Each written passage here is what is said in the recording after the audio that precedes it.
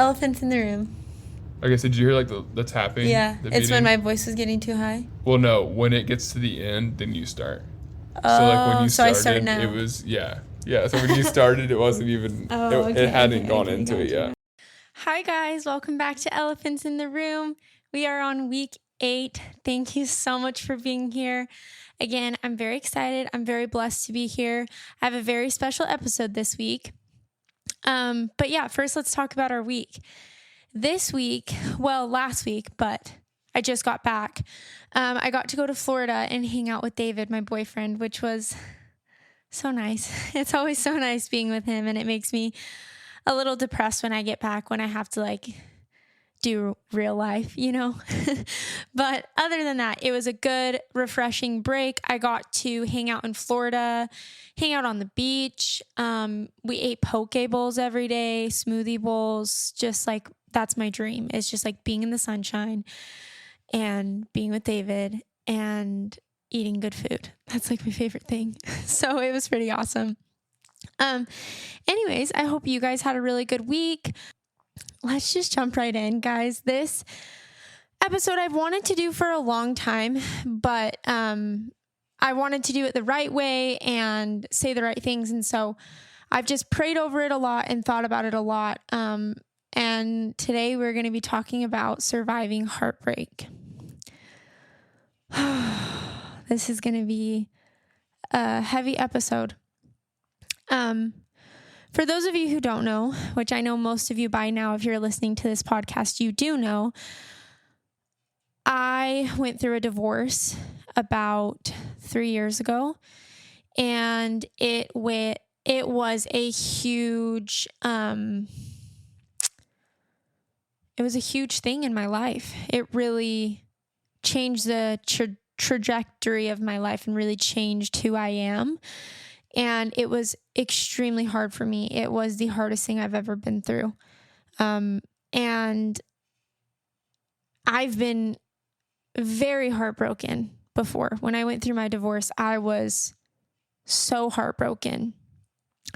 Heartbroken to the point that I never thought I'd be in love again. I never thought that I would have hope again. I was hopeless. Like I thought I was never going to survive that heartbreak. And there's a lot that goes into that, and we're going to talk about it. But moral of the story is that I was extremely heartbroken. And I know that a lot of YouTube videos and podcasts, they talk about, how to get over a breakup. And it's all these like tips, like just forget about them, block them, like you deserve better, do this, do that. And, you know, you're so great and you're a bad bleep. Like, which all of those things are true, but also like, it's not that simple. It's not as simple as just realizing that you have worth and then moving on and just being fine. Like there is a process that you have to go through, and dependent on the relationship, the details of the relationship, how long you were together, there's just so much that goes into it, and how someone is affected by a breakup. So I just want to talk about maybe the parts that we don't talk about and the truth of how terrible it is. It is like the most gut-wrenching, life-changing thing going through heartbreak. Like when we get our hearts broken, I don't think there's a pain like that. I think that it is a very unique pain. I don't think there's a lot of things like that in this world, like heartbreak. Genuinely, I believe that it is like a rare pain that you do not know until you experience it. You do not know how hard it is until you really go through it. And I'm not talking about, you know, your crush of 2 weeks is dating another girl and you're sad. No. I'm talking about like some serious heartbreak. So, yeah, we're just going to talk about it. Obviously, breakups are never ideal. You never go into a relationship thinking like, I'm going to not be with this person and my heart's going to be shattered into pieces. at the end of this. Like, you go into it with the hopes that you are with this person forever. That's the goal. At least I believe that should be the goal. And if that's not the goal, then you're just dating for heartbreak. And what's the point of that? There's no point in that. And once you experience heartbreak, I promise you, you will stop dating for that, because you'll be like, I don't want that. It's not worth it. But yeah, obviously when we go through heartbreak, we never plan for it. Right. So it's like, we're hopeful that the relationship will work out and that, we'll live happily ever after and get married one day and great, all the good things. So that's like the goal of dating, typically, at least, I feel like from an adult age and up. Obviously, when we're teenagers, we're dating and like in our heads, we're like, oh, maybe I can marry this person, but you're also just learning what you like and different things like that. So there's a lot of different types of heartbreaks. And gosh, guys, I just burped. Also, can we pause to talk about my new tattoo? I specifically wore a short sleeve in this episode just so I could show off my new tattoo. I got a tattoo literally with the logo of my podcast. So the elephant from the logo of my podcast is on my arm forever. So if that doesn't show you guys how dedicated I am to this podcast, I don't know what does. But I want to talk a little bit about my tattoo. So I got this tattoo, and like I said, it is the logo of my podcast. But the reason I got it is because it's significant to vulnerability. It's significant to wearing your heart on your sleeve. My whole life, I ran away from who I was, from my scars, everything bad that had happened to me, all the pain and all the things that I thought made me broken. And now I'm able to embrace the freedom of wearing my heart on my sleeve and accepting my faults, accepting my failures, accepting what I've been through, accepting the broken pieces, and realizing that they're all beautiful and they're all part of me. So that's what my little elephant is for, is to remind me to be vulnerable. So yeah, I'm pretty excited about it. But yeah, that's Ollie, guys. Me, Ollie. Anyways, okay, back to the episode. That was like a weird laugh. Anyways. So yeah, okay. So there's a lot of different types of heartbreaks.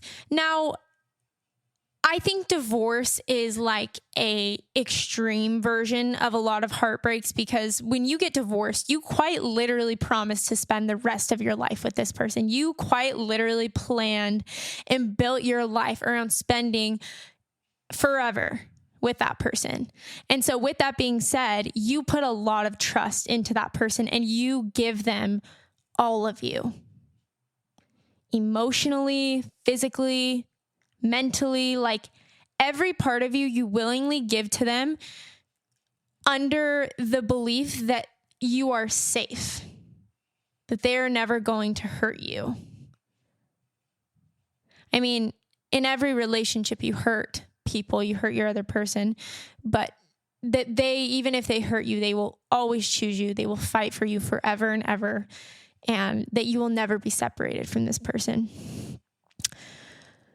And so for all of my divorced people out there, first of all, my heart goes out to you. I always tell people I would not wish divorce on my worst enemy, because it was the most painful thing that I've ever been through. It's terrible. It is terrible to believe that you are going to be with someone forever and not only lose them, but lose yourself in the process. Let's just get into this. I want to talk about the 5 stages of grief. So when you are going through a breakup, you're going to go through 5 stages of grief. Now, what I want you to be reminded of is the fact that these 5 stages of grief, they're not going to necessarily go in order, and they're also not going to be done once you live each step once. You repeat these things until you're healed, and you can bounce around. You can go from one thing to the next, to the next, to the next. You can keep bouncing around. So that's the mistake I made when I was healing and going through my divorce, is that I got so mad at myself because I'm like, well, why do I feel this way again? I thought I already went through this. And my therapist was like, Nicole, you're going to continue to bounce through these things, and that's okay. That's normal. Until you are healed, you will feel all of these things, and you have to welcome them. So let's talk about it. The first stage of grief is denial. I will be honest with you guys. I think due to my trauma and my abandonment issues, denial is a huge one for me. Like, I have a very distorted reality of things. Like, when I want something or when I believe in something, like, no one can change my mind. And so, like, when I was going through my divorce, I was in denial of it. And that's why I stayed as long as I did when I shouldn't have, is because I could not accept that that was over. And I could not accept that I was losing that person and that I was losing the parts of me that I gave to that person. I couldn't accept that reality. And so I was in denial of it. The next step is anger. Now, anger, that is one of the steps that I didn't go through until almost the end of my healing journey. I was not angry for a long time, but when I was finally angry, I was like, where is this coming from? Why am I all of a sudden angry? But it's a part of the 5 stages of grief that you will go through. Because when it says the 5 stages of grief, no one passed away, but the relationship died. The relationship is over. So you are grieving the loss of that relationship. So that is why it's the 5 stages of grief. The next stage of grief is bargaining. So when coping with loss, it isn't unusual to feel so desperate that you are willing to do anything to alleviate or minimize the pain. Okay, so here's an example of bargaining. So let's say you had certain standards in the relationship that you expected from your significant other. When they threaten to leave you or they threaten to leave the relationship, you can start to bargain with the fact that you set your standards aside and you're like, no, we'll stay with me. I'll do anything. You can even do X, Y, or Z. I'll let you do X, Y, or Z if that makes it easier for you and that makes you want to stay. Or to an even more extreme is to say something along the lines of like, God, if you make this person not leave the relationship, I will be so devoted to you. I'll do X, Y, or Z. I'll never do this. Like bargaining, trying to bargain with a higher power or anything like that. So you're bargaining. You're pretty much so desperate that you would do anything for this relationship to work. So you bargain. And I feel like another part of bargaining is kind of like the what if. Well, what if I do this different? Or what if I do this? Or what if you do this? And you go through all these things where you're constantly sacrificing and compromising your standards or values in life or within the relationship for the other person in efforts for them to stay. And that's very toxic. But yeah, so that's one of the stages of grief. The next thing is depression. Oh, when I tell you guys that I went through the greatest depression, I didn't know what depression was until I went through my divorce. I did not know what depression was until I went through my divorce. There were months. So after my divorce, well, when I was initially separated, actually, I moved back to Utah to stay with my sister and her husband, my brother-in-law. And there was a couple weeks where I was out of a job, obviously, because I had packed up my stuff and left a state all the way to another state abruptly because I was splitting up with my now ex-husband. And so those couple weeks where I didn't work, I will tell you guys, every single day, I would wake up in the morning and I would just roll around in bed and try everything I could to fall back asleep because I could not accept my reality. It was so miserable for me. I could not get out of bed. But then the interesting thing about that is I couldn't go to sleep because I had so many bad thoughts and I would just be crippled with anxiety of, well, what if this and what if that? And I would think I couldn't accept it. I was in denial. And so I would stay up all night, not being able to sleep. So the second that I could finally sleep, I would just sleep. I could sleep for like 14 hours at a time. My body was so worn out. And my sister would come upstairs and pat me on the back and be like, hey, Nicole, like, do you need anything? Let me get you some food. Let me get you some water. Why don't you come and, walk outside or come play with Belle, which is my niece. And I would just be like, oh, no, Vela, like, I don't want to. And then I would just start crying. And then it was just this whole thing. And I just had no hope. I had no energy. I was in denial. I was scared. I was so scared of my reality that I could not live in it. I couldn't. So I just sat there like in misery, so depressed, so anxious, and just so lifeless. Like, it was probably the darkest couple weeks of my life. The week before I left, and then the week after I got there, I quite literally don't know how I survived. By the grace of God, I will say that. That is how I survived. That is how I survived, is by the grace of God. But yeah, so depression is one of the stages of grief. And then the last one is acceptance. Now, this one is the best one. This one is the best one. It takes some time to get there. But acceptance is so beautiful. It doesn't mean that it's not painful, but acceptance comes with peace, and that is amazing. So I want to talk to you guys a little bit about some of the untalked about things in heartbreak.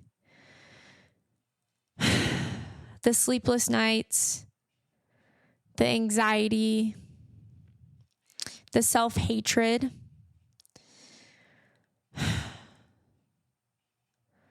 There's just so many things that we go through that are so scary.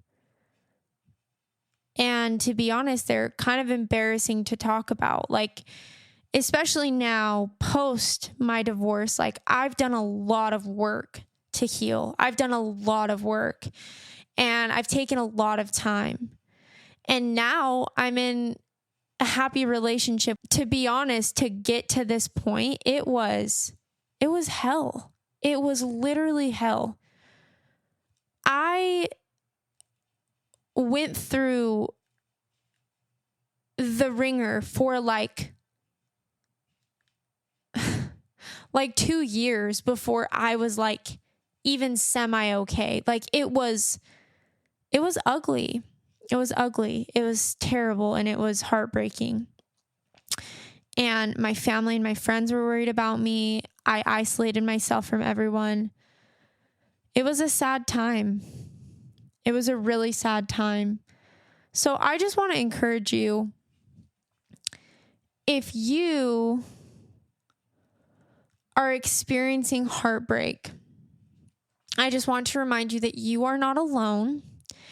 Everything you are feeling is normal. It is validated. It is exactly how you should be feeling given the circumstances. You deserve to feel. There's nothing wrong with you. There's nothing more you could do. You can't change it. But I just want you to be reminded that you are not alone.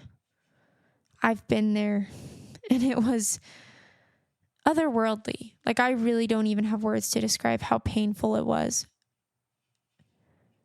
But we can remind each other and come together to be there for one another through these times. And so that's what I want to do with this episode. Okay, I want to talk about some things that have helped me and that helped me get through my heartbreak.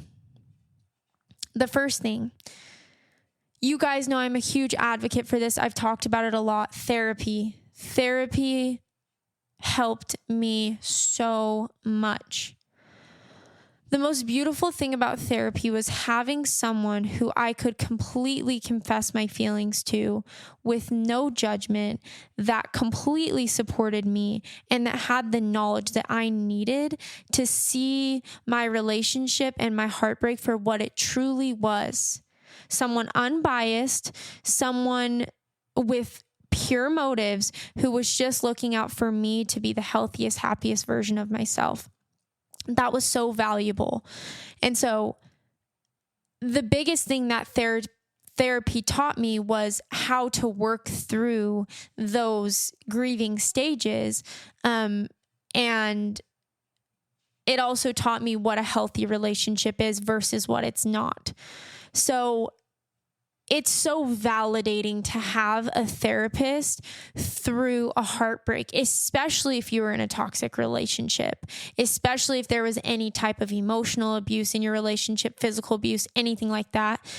It is so helpful to have someone who knows the psychological things that make up some of these toxicities in relationships, and also how to heal and move forward from them.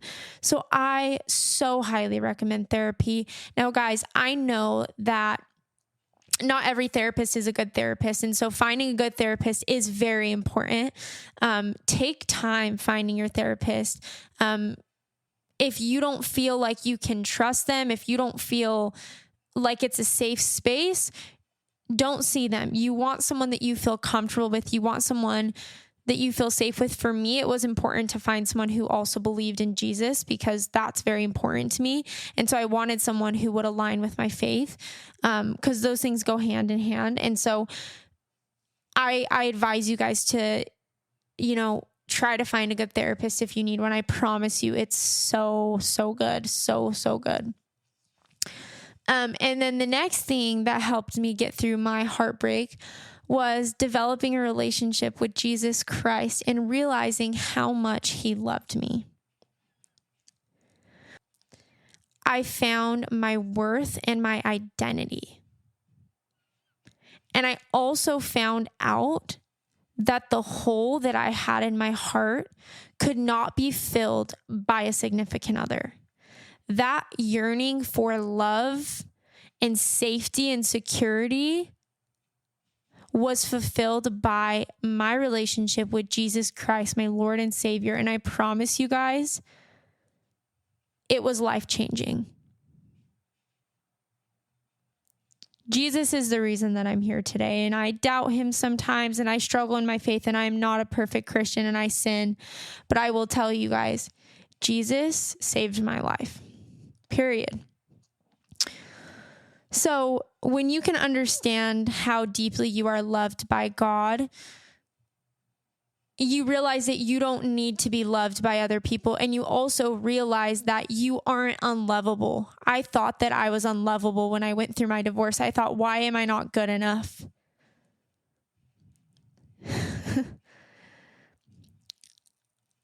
And I realized it had nothing to do with that. But it took me finding my worth and finding my identity and healing and understanding there's a lot more that goes into breakups than quote unquote you not being enough. I can tell you right now, that's 99.9% of the time not the reason you're going through a breakup. It's not. Your partner can pin that on you, or you can pin that on yourself out of a place of insecurity, but that's not what it's about. I would say that 99% of the time, it's about something else. Okay. The next thing I want to talk about is going no contact and sticking to it. I know that people have told you this before. You have to go no contact.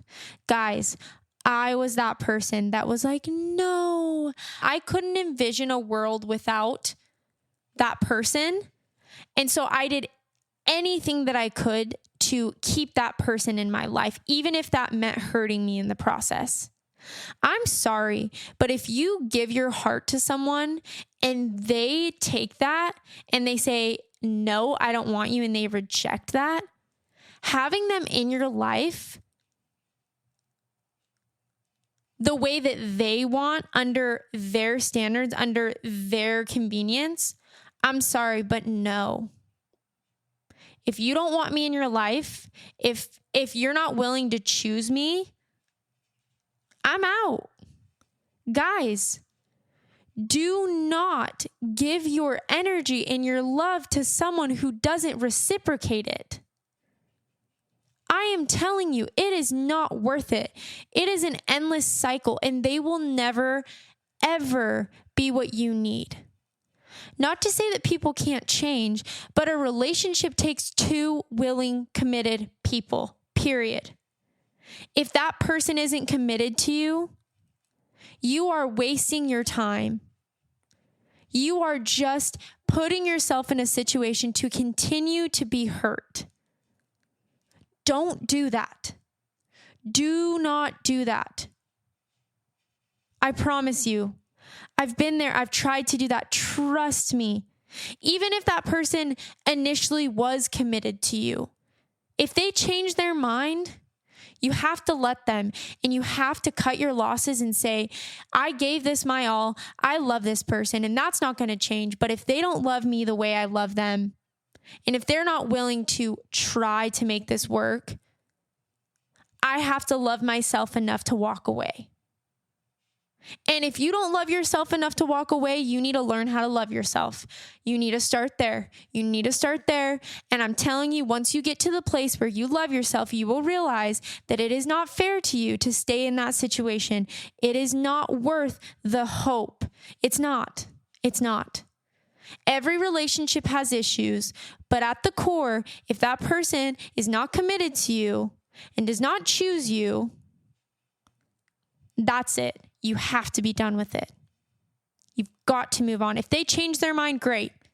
If you want them back at that point, you can reconsider it. But I'm going to tell you right now, I don't really want to be with someone who has to lose me to learn that I was worth keeping. Now, I know there are stories of relationships where they break up and they both realize that they're meant for each other and they get back together. That's different.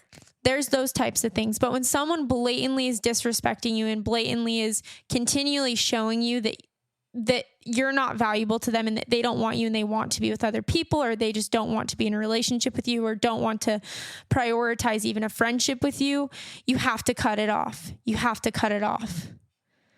I'm telling you, you have to, guys. You will thank me in the long run. I know you don't want to right now, but I promise. So again, you have to go no contact. You can't keep communicating with this person. That is like cutting a huge wound in your arm and just continually picking at it with a knife. You think it's going to heal just because you're not slicing it straight open again? You think picking at it with a knife is going to heal it? No. You have to put the knife down. Whatever hurt you, you have to remove it. You have to remove it. You cannot communicate with someone when you're heartbroken. If you are truly, truly heartbroken and it was a serious relationship or a divorce or anything, you have to go no contact. I'm not saying that you have to be no contact forever, but you've got to heal. You've got to process. You've got to develop a new life without this person. And then if you choose that you still want to continue to have a friendship or communication or an acquaintance with this person, that's fine. But you have to initially cut off communication completely and totally. I know. Again, I tried to do, let's stay in contact. And what would happen is every time, this is what would happen. I'll tell you guys, I'm just going to get vulnerable here. He would call me and we would talk. And everything that I had done to make progression in moving forward and moving on was erased. And I was back in the same place, in denial and hoping that this person would change their mind.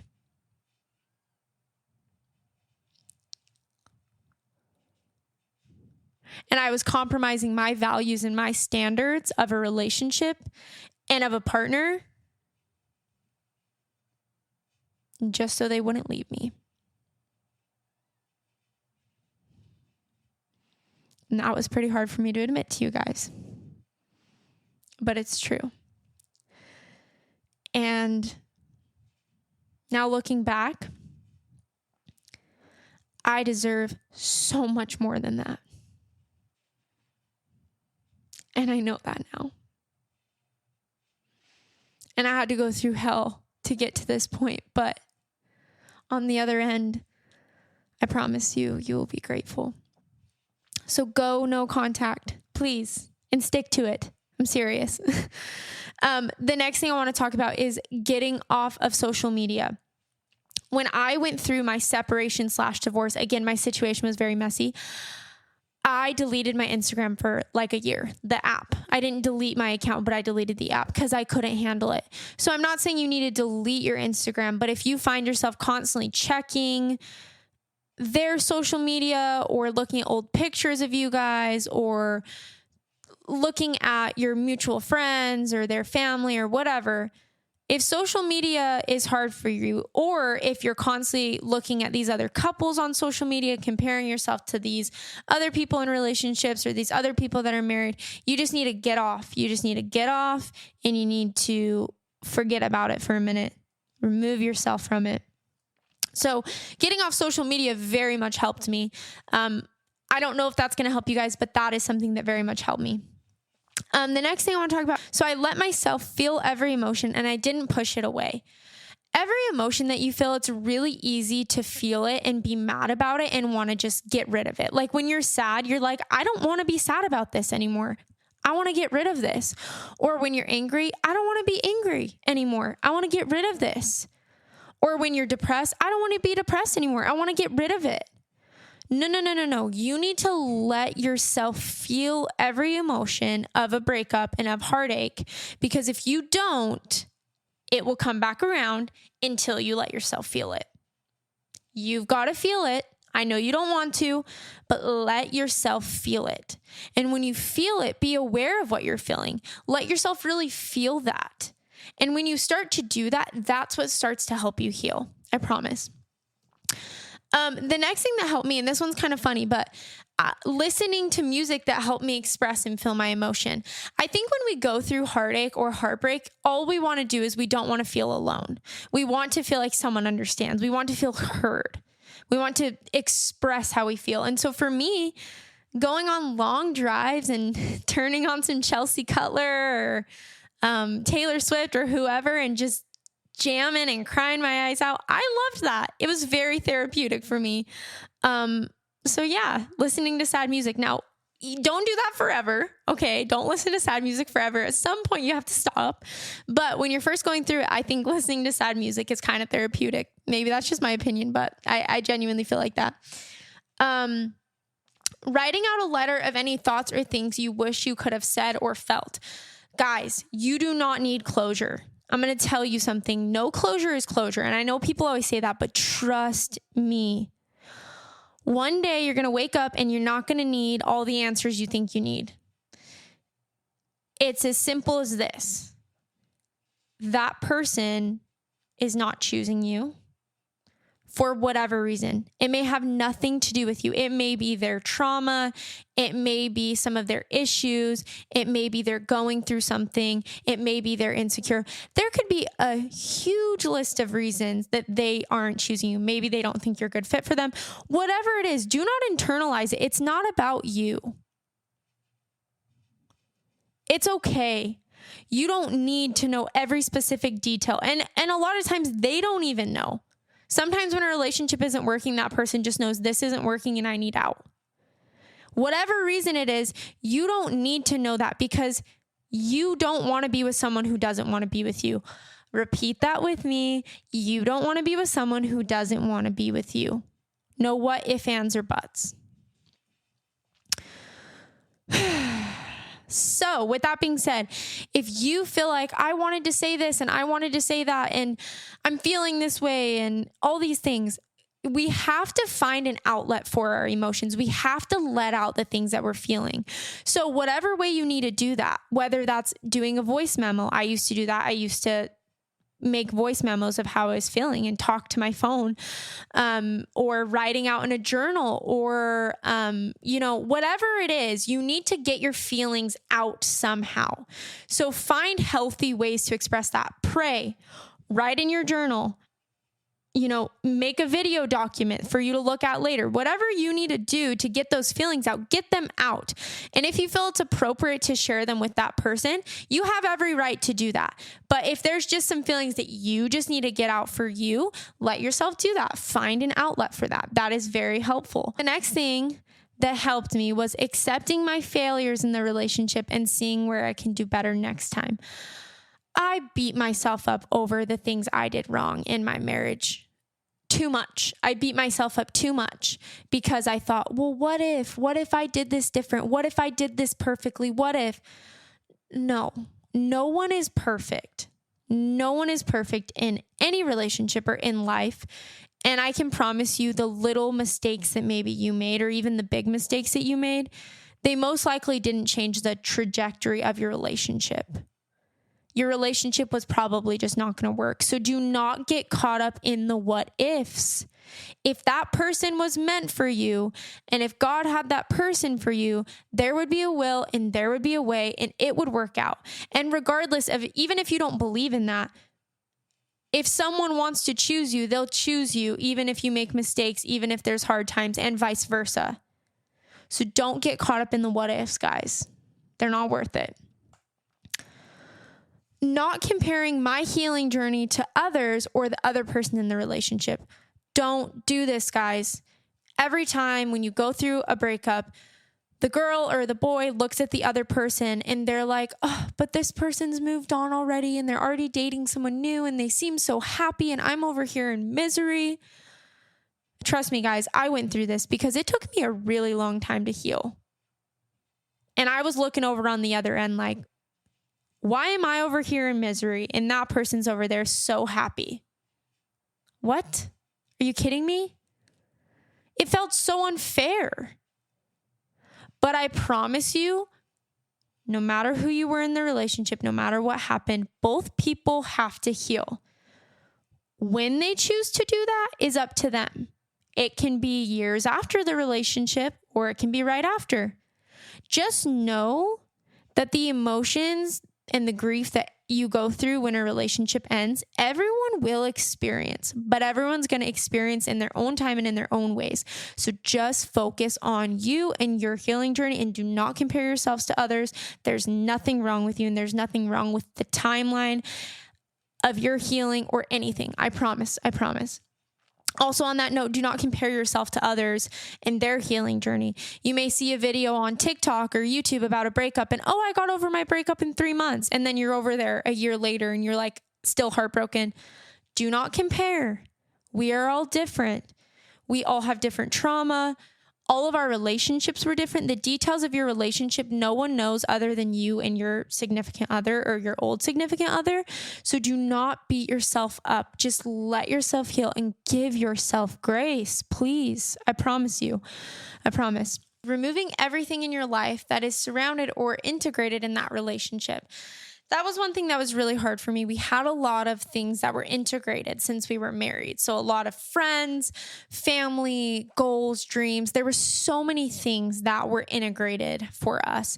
And so for me to be able to heal and move forward, I really had to remove those things. I had to cut them out, even though I loved those things, even though it was hard.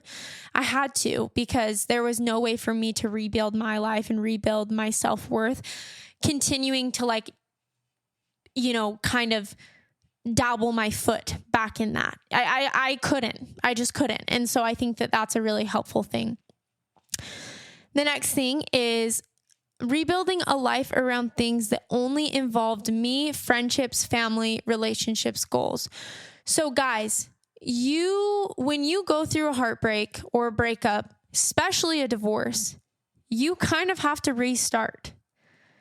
90% of the things that you know, gone. You are starting from scratch, which in a way that's very beautiful because you get to have it be exactly how you want it. But at the same time, it's very hard. But rebuilding your life around things that involve you. So I made that mistake. Like I said, we had a lot of mutual friends, family. I was very close to my ex's family, and I still do have relationships with some of them. But I had to say, hey, I really love these people and I really love all of these things, but I have to love myself enough to remove myself from these things until I'm healed. And once I'm healed, maybe I can revisit this. Maybe I can have these relationships again. Maybe I can be involved in X, Y, and Z again. But I needed to remove myself and heal and build myself back up and build my life back up. And that is so important. The next thing I want to talk about, this one's exciting. I love talking about this, is dating myself. Guys, when you go through a breakup, you need to date yourself again. I know this sounds ironic, but think about how you would treat a new relationship when you're getting to know someone. You would go out on dates. You would learn things about them. You would buy them gifts. You would, give them compliments, give them words of affirmation. You would tell them all the things that you like about them. You would share your feelings with them. Think about everything that you do in a relationship and do that with yourself. I'm serious. I mean that. Take yourself out on dates. Learn about you. Discover hobbies and things that you like to do, things that fulfill your soul, things that make you happy, things that bring you joy. Go out on coffee dates. Treat yourself. Go buy yourself new cute clothes, do some self-care, express your feelings, talk about your feelings with yourself, give yourself words of affirmation, tell yourself things that you love about yourself. Date yourself. It is a game changer, and it is so important to rebuilding your self-worth after a relationship. And it also helps you understand who you are before you enter into a new relationship. I think when we get in relationships, we can quickly lose ourselves. I lost myself in loving someone else because I put that person before me, and my worth and everything I put in the relationship. So I believe that if the relationship didn't work out, that I wasn't worthy. So for me, I had to completely relearn who I was. I had to relearn what I loved to do, what made me happy, the ways that I like to receive love, like the 5 love languages that people talk about, physical touch, words of affirmation, acts of service, gifts, and quality time. I had to relearn the things that I loved. And actually, to be honest, some of the love languages that I had when I got married changed when I got divorced because of some of the things that happened in the marriage and the relationship. Actually, some of the ways that I received love changed the ways that I love to receive love. So learn those things about yourself, guys. Date yourself. It is so amazing, and it's so important. And then the next thing that helped me was investing time and effort into myself and my life, putting myself first with my free time. You've got to spend time with you. You've got to learn to love you. And if you can't love you, you can't love someone else, guys. So spend time with you. Spend time investing in your goals, your dreams, things that matter to you, things that fulfill you. If you have a crazy dream of, I want to start a YouTube channel, or, I want to go and complete this program at this school, or whatever it is, any crazy goal or dream you have, chase after it. Take that extra time that you have and put it back into yourself. And then the last thing that really helped me was coming to terms with the process of healing. Guys, there were moments of joy. There were moments of sadness. My healing journey was like a roller coaster, up and down and up and down and up and down. Healing is complicated. Healing is a journey. Healing looks different for everyone. But I cannot stress this enough. You have to give yourself grace, and you have to validate the fact that everything you're feeling is normal. Everything you are experiencing is expected given what has happened to you.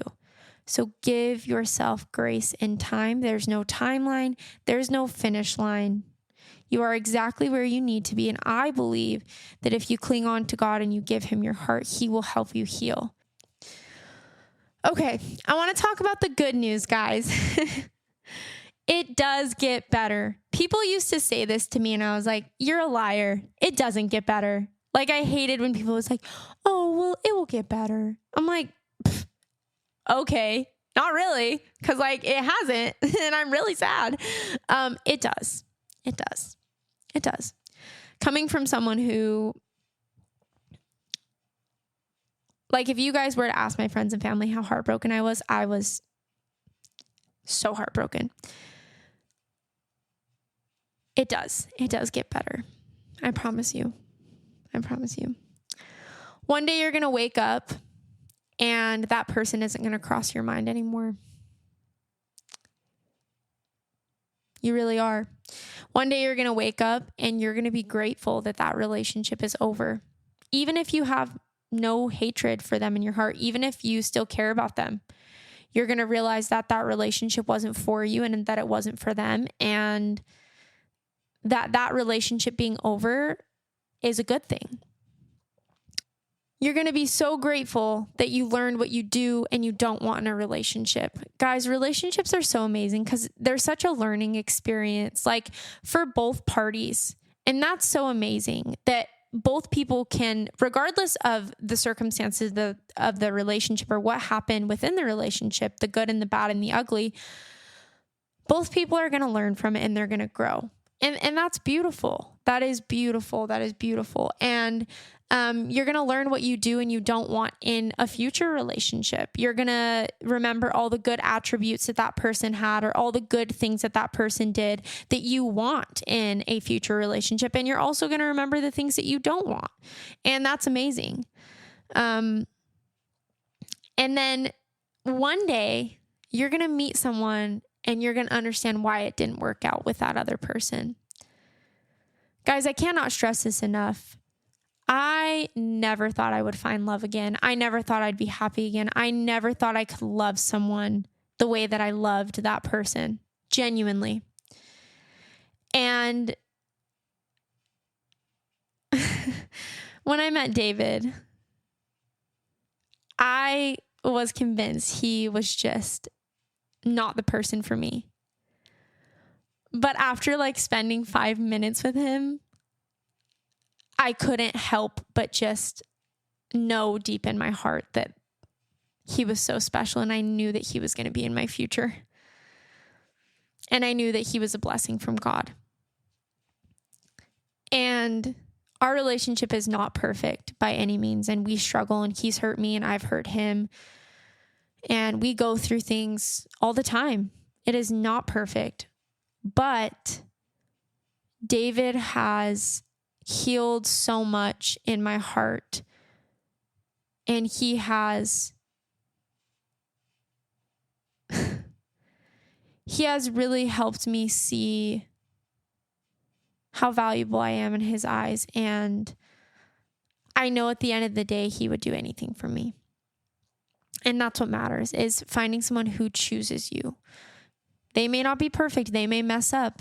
They may doubt. They may go through things in your relationship, but you want someone who knows your value and wants to choose you every day and is willing to fight for you even when it's hard. That's what you want. And to close it out, guys, you want someone who wants you. I know right now you're convinced that you want someone who used to want you. No, you want someone who wants you. You want to be with someone who loves you the way that you love them. You need that. You're worthy of that. You are. You deserve that. Don't settle until you find it. I want to close this off by reading 2 verses to you guys that helped me through my breakup. One is Psalms 38:18. The Lord is close to the brokenhearted and saves those who are crushed in spirit. And I have one more for you guys. Psalms 31:7. I will be glad and rejoice in your unfailing love, for you have seen my troubles and you care about the anguish, in quotations, pain or suffering of my soul. Guys, God loves you. He is aware of your pain. He is aware of your broken heart, and he wants to heal you. He wants to help you. He hurts when you hurt. And that single-handedly got me through some of the darkest times I've had. I love you guys so much. Thank you so much for being here. I really hope that this episode helped you guys. Sometimes I feel like I have no idea what I'm talking about and I have no idea what I'm doing. But I hope that some of my story and some of the things that I've gone through can help you guys feel less alone and help remind you guys that you are not alone. And it's normal to go through hard things. It's normal to feel all of these things. It's just not talked about. That's really the core, but we're talking about it on Elephants in the Room. If you're heartbroken right now, I want to say a prayer for you. So let's say a prayer. Dear Heavenly Father, Lord, we come before you today.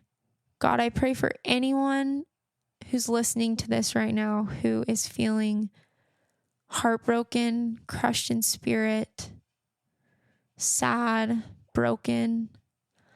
Lord, I just ask that you heal every broken piece of them.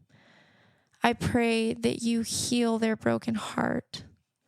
I pray that you comfort them. I pray that you fill them with your Holy Spirit. And I pray that you just pour love over them and just comfort them. Wrap your arms around them, Lord, and help them know how loved they are by you. Help them put their trust in you. Help them to cling to you, and help them to know that you are with them through every sorrow, every cry, every moment. You're with them. We love you, Lord, and we say this in the name of Jesus Christ. Amen. I love you guys so very much. Thank you so much for being here. Who's ready for episode 9? Just kidding. I'm excited. But yeah, if you would like to support me, you can rate this podcast. Please, please, please give it a 5-star. Don't do anything less. That'll make me sad, but it's okay if you do. I got a 4.9 one time and I was like, I'm sad. Or it was a 1-star and it brought my rating down to 4.9. So give me a 5-star if you can. And then you can share this podcast on your social media with your friends, with your family. You can follow me on my personal Instagram and TikTok, Nicole.Donna. Follow me on my podcast Instagram and TikTok, Elephants in the Room. And leave me a nice comment, shoot me a DM, whatever you'd like to do. I love you guys. And I'll close this episode out by saying what elephants are in your room. My name's Nicole, and this is Elephants in the Room. I will talk to you guys next week.